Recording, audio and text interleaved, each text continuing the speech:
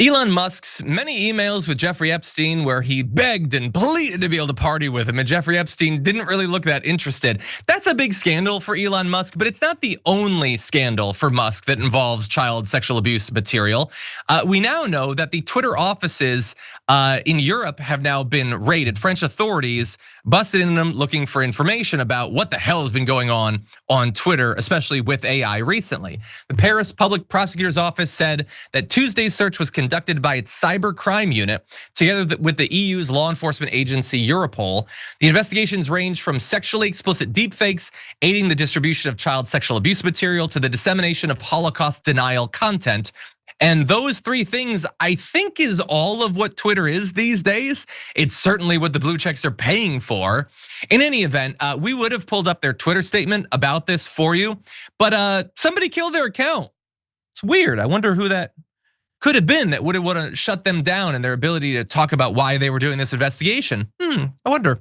In any event, Musk put out this statement saying it's a political attack. How could it be? You're not a politician. I don't. What do you think? Just because you give money to politicians, it's a political attack to investigate you aiding digital pedophilia? That doesn't make any sense to me. So anyway, a recent study, this is the buttressing the evidence underlying the investigation, estimated that Grok could have produced up to 3 million sexualized images in just an 11-day period in January, including 23,000 of children.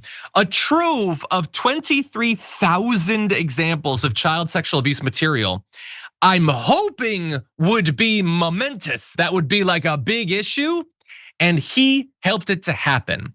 He didn't just have a platform where it happened. He helped to make sure that it happened, and he helped to make sure that he personally profited off of it happening. And we have more evidence of that.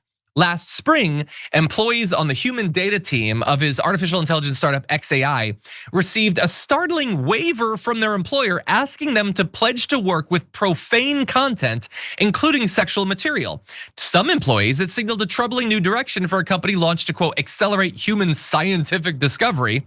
Maybe now, they said they thought, it was willing to produce whatever content might attract and keep users. So yes, they were very worried about that.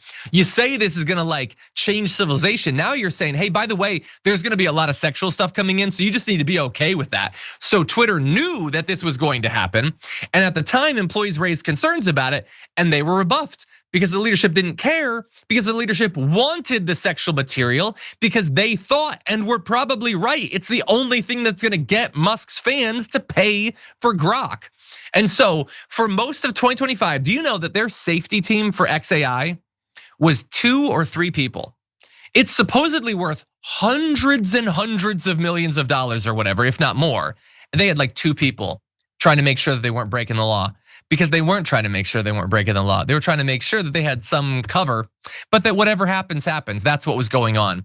And so we know, by the way, this is like the most fun revelation. They trained Grok on some things, including people's, quote, lewd conversations with the AI bot built into Teslas, which, first of all, why are you having sex talk with your car? Second of all, you thought you had privacy in your car? You thought, oh, Elon Musk would never violate my privacy rights. Nope, he's violating your rights as much as he wants to make money off of it and to train his bots to engage in more of this potentially illegal material. This is all really gross. I apologize for that, Sharon, but what do you think? Yeah, it's disgusting. And this is the guy who was doging us, okay? This was the guy who was in all of our systems. And to think, I don't even want to be in a Tesla, understanding this, because this is sick behavior, but also what else could he use it for?